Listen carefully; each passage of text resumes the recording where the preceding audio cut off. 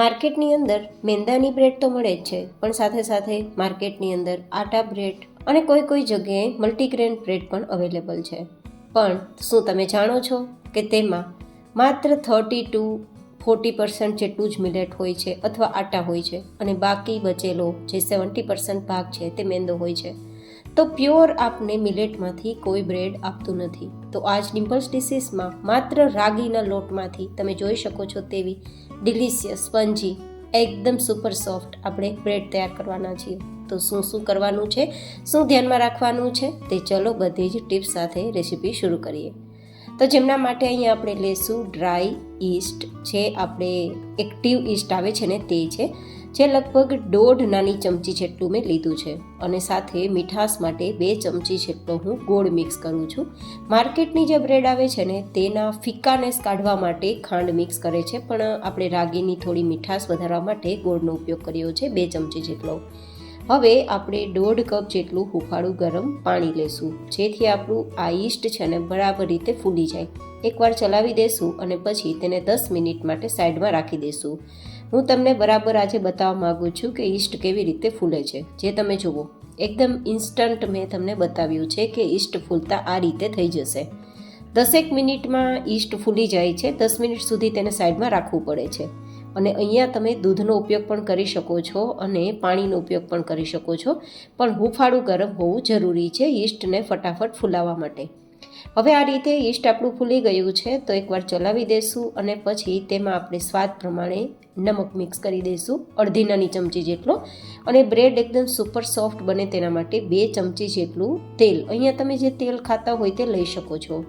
હવે આપણે 3 ચમચી જેટલી ઈસબગુલની જે ભૂસી હોય ને તે મિક્સ કરી દઈશું. ઈસબગુલ છે ને તે રાગી સાથે મિક્સ થતાં એકદમ આપણા પાચન માટે બેસ્ટ કામ કરશે રાગીની બ્રેડ ખાવાથી, અને સાથે સાથે તે રાગીને જે ફર્મેન્ટેશન મળે તેમાં હેલ્પ પણ કરશે.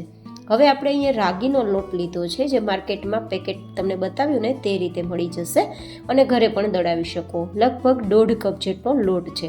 અહીંયા માપ પરફેક્ટ હોવું ખૂબ જરૂરી છે. તો મેં આ બધી સામગ્રી માપ સાથે તમને બતાવી છે. બધું સરસ મિક્સ કરતા જશું. જેમ જેમ મિક્સ થશે ને તેમ એકદમ ઘટ્ટ થઈ જશે અને ડો જેવું તૈયાર થઈ જશે. તમે જોઈ શકો છો કે થોડી જ વારમાં બધું સરસ ફૂલી ગયું છે. આપણે જે ઈસબગુલનો પાવડર મિક્સ કર્યો છે ને તે એકદમ બધું જ ભેગું કરવામાં હેલ્પફુલ થશે અને ફૂલવી દેશે. તો આ રીતે લોટ જેવું થઈ જાય ને બધું ભેગું થઈ જાય ને પછી એક ડીશમાં તેને લઈ લેશું, કારણ કે આ જે આપણું મોટું બાઉલ છે ને તેને સેટ કરવાનું છે. તો તેના માટે તેને એકવાર તેલથી ચીકણું કરી લઈશું, જેથી ચીપકે નહીં, આરામથી તેને ડીમોલ્ડ કરી શકીએ તેના માટે. તો થોડું લગભગ 4-5 ટીપા જેટલું તેલ આપણે લગાવી દઈશું ને પછી ફરીથી જે લોટ આપણો તૈયાર કર્યો છે ને રાગીનો તેને આમાં રાખી દઈશું સેટ થવા માટે. અને આ રીતે આપણે થોડું બધી જ સાઈડથી કવર કરી દઈશું. અને પછી તેને એકદમ ફૂલી ના જાય ને ફર્મન્ટ ના આવે ત્યાં સુધી આપણે ગરમ જગ્યા પર રાખવાનું છે. અને ફટાફટ તેમાં ફર્મન્ટ આવે ને તેના માટે હું પ્લાસ્ટિક રેપ મારી પાસે છે તો તેનાથી કવર કરું છું. તમે કપડાથી કે પછી લીડથી ઢાંકી શકો છો. અને જ્યાં સુધી લોટ 3 ગણો ફૂલીને ઉપર ના આવે ત્યાં સુધી તેને ગરમ જગ્યાએ રાખવાનો છે. શિયાળો છે તો થોડો સમય લાગશે, ઉનાળો હોય તો 1-1.5 કલાકમાં થઈ જાય છે. 2 કલાક જેવો સમય થઈ ગયો છે. તો હવે આપણે પહેલાં તો જેમાં બ્રેડને સેટ કરવી છે ને તે મોલ્ડને એકવાર તેલથી ચીકણું કરી લઈશું, અને પછી આપણે ચેક કરીશું કે આપણો લોટ છે તે બરાબર સેટ થયો છે કે નહીં, ફર્મન્ટ થયું છે કે નહીં, ફૂલી ગયો છે કે નહીં. તો તમે જોઈ શકો છો કે જે આપણું આ પ્લાસ્ટિક રેપ છે તેને આપણે કાઢી અને જોઈએ તો લોટ એકદમ ફૂલી ગયો છે, 3 ગણો ઉપર આવી ગયો છે, મતલબ એકદમ સરસ ફર્મન્ટ આવી ગયું છે. તો હવે આપણે તેને એકદમ નજીકથી જોઈએ ને તો જો અંદર સુધી એકદમ ફર્મન્ટ થયું છે. જો તો હવે આ લોટને પહેલાં તો ભેગો કરી લેશું અને પછી આપણે તેને એક લેવલ કરવા માટે પાટલી અને વેલણ પર થોડું તેલ લગાવી દઈશું, ચીપકે નહીં તેના માટે. આ રાગીનો લોટ છે ને તેમાં ગ્લુટન નથી હોતું, તો ચીપકવાના ચાન્સ છે. તો તેના માટે થોડું તેલ લગાવીને જ પછી આ બધી જ ક્રિયા કરવી, નહીં તો ચીપકી જશે. હવે એકદમ જાડી ભાખરી જેવું વણવાનું છે ચોરસ ફોર્મમાં, જેથી આપણે તેને એક સરખો શેપ આપી શકીએ બ્રેડનો ટેક્સચર આપવા માટે. હવે જુઓ તમે હું કઈ રીતે આગળની ક્રિયા કરી રહી છું. એક રોલ બનાવી રહી છું, પણ રોલની વચ્ચે હવા ન જવી જોઈએ, મતલબ બિલકુલ જગ્યા ના હોવી જોઈએ. એકદમ ટાઈટ રોલ કરવાનો છે અને રોલને આ રીતે કવર કરતું જવાનું છે, જેથી રોલ ખુલે નહીં. જો રોલ ખુલી જશે તો બ્રેડનો આકાર બિલકુલ નહીં આવે. તો આ રીતે કવર કરતી વખતે થોડી સાવધાની રાખવાની છે. બધી જ સાઈડથી બરાબર રીતે કવર કરી દેવાનું. મેં એક પણ વસ્તુ કાપી નથી આજે, થોડી ફાસ્ટ ફોરવર્ડમાં બતાવી છે જેથી તમે બરાબર સમજી શકો. હવે બંને કોર્નરના ભાગને આ રીતે થોડું ચપટીની મદદથી દબાવીને એકદમ સીલ કરી દેવાનું છે, જેથી રોલ જ્યારે કૂક થાય ને ત્યારે ખુલે નહીં. આ રીતે હવે આ તૈયાર થયેલ જે રોલ છે તેને આપણે મોલ્ડની અંદર સેટ કરી દઈશું. જે આપણે તેલથી ચીકણું કરીને રાખ્યું છે ને તે મોલ્ડની અંદર. આ જે મોલ્ડ છે તેને પણ આપણે ફરીથી જે ક્લીન રેપ રાખ્યું હતું ને આપણું પ્લાસ્ટિકનું, તેનાથી કવર કરી દઈશું અને ફરીથી તેને ફૂલે નહીં ને ત્યાં સુધી આપણે રાખવાનું છે ગરમ જગ્યા પર. તો ફરીથી 1.5-2 કલાક સુધી તેને સાઈડમાં રાખી દઈશું. હવે જુઓ તમે 2 કલાક પછી આ રીતે હું જે પ્લાસ્ટિક રેપ છે તે કાઢીને બતાવું તો 3 ગણું ફૂલી ગયું છે, મતલબ આખું મોલ્ડ ભરાઈ ગયું છે.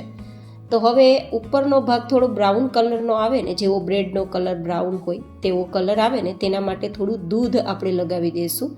અને પછી તેના ઉપર જો ઈચ્છા હોય તો કોઈ પણ પ્રકારના સીડ્સ છે તમે સ્પ્રિંકલ કરી શકો છો. હું થોડા પમ્પકિન સીડ્સ સાથે થોડા સફેદ તલ અને થોડા અળસીના બીજને સ્પ્રિંકલ કરું છું. તમે કાળા તલ, સફેદ તલ કોઈ પણ લઈ શકો અથવા ઓપ્શનલ છે, એમ જ પણ બ્રેડને તૈયાર કરી શકો.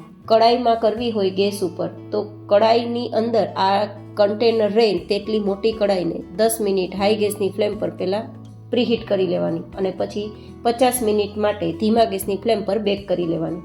પણ હું અહીંયા ઓવનમાં કરી રહી છું તો 10 મિનિટ માટે મેં 200 ડિગ્રી ટેમ્પરેચર પર પહેલાં ઓવનને પ્રીહીટ કરી લીધું છે અને હવે ફરીથી 200 ડિગ્રી ટેમ્પરેચર પર 40 મિનિટનો ટાઈમ સેટ કરી દઉં છું અને તેને બેક થવા રાખી દઉં છું. ઓવનમાં 40 મિનિટ લાગશે, ગેસ પર 50 મિનિટ લાગશે. તો ગમે એ રીતે કરી શકો, બ્રેડ થઈ જશે.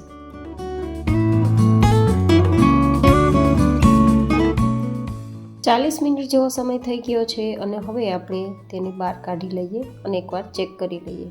જો બધી જ સાઈડથી કિનારી છૂટી પડી ગઈ હોય તો સમજવાનું કે બ્રેડ તૈયાર થઈ ગઈ છે. તો તમે જુઓ એકદમ સ્પંજી છે, સાઈડ પણ બધી છૂટી પડી ગઈ છે.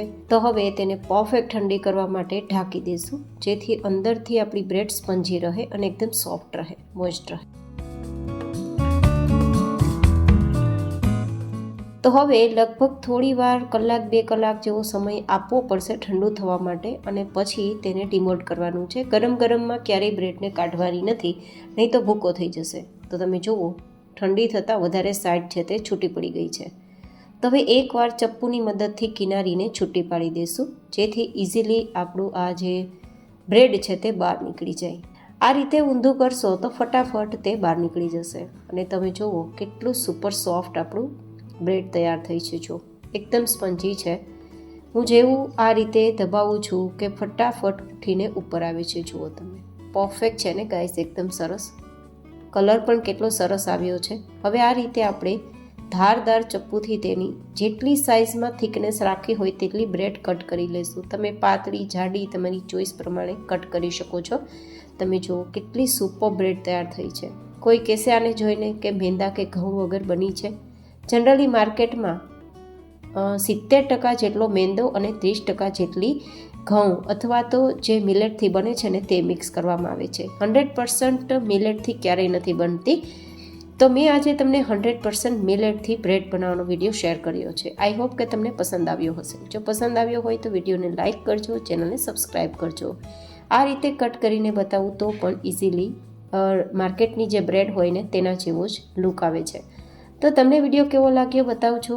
ફરી મળીશું નેક્સ્ટ વિડીયોમાં. ત્યાં સુધી stay healthy and stay happy.